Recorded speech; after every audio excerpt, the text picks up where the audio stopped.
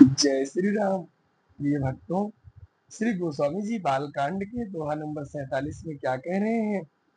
कहाऊं सुमति अनुहारी अब उमा शंभु संवाद, भयव समय जही है तुझे ही असुन मुनि मिटहि विषाद। अब मैं अपनी बुद्धि के अनुसार वही उमा और शिव जी का संवाद कहता हूँ। वह जिस समय और जिस हेतु से हुआ उसे हे मुनि तुम सुनो, तुम्हारा विषाद मिट जाएगा।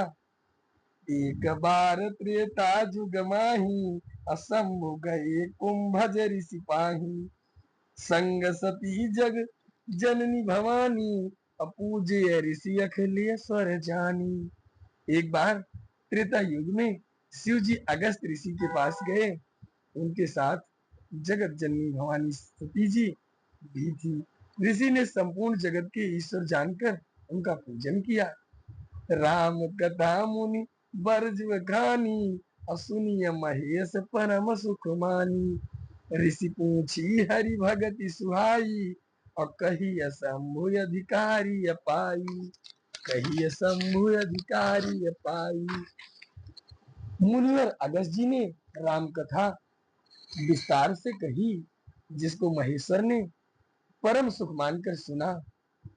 फिर ऋषि ने शिव जी से सुंदर हरि भक्ति पूछी और शिव जी ने उनको अधिकारी पाकर रहस्य सहित भक्ति का निरूपण किया। भक्तों, कहत सुनति रघुपति गुण गाथा, और कछु दिन तहाँ रहे गिरिनाथा।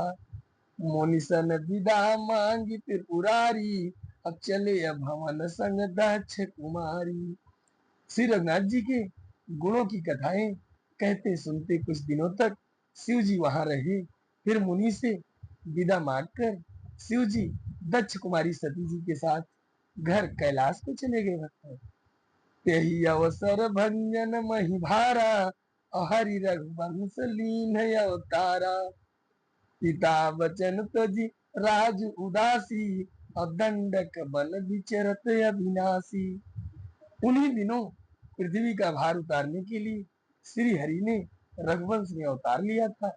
वह अविनाशी भगवान उस समय पिता के वचन से राज्य का त्याग करके तपस्वी या साधु वेश में दंडक वन में विचर रहे थे। भक्तों, आप लोगों से रामचरितमानस बातें करता है। भक्तों, ऐसा श्री गोस्वामी जी ने लिखा है।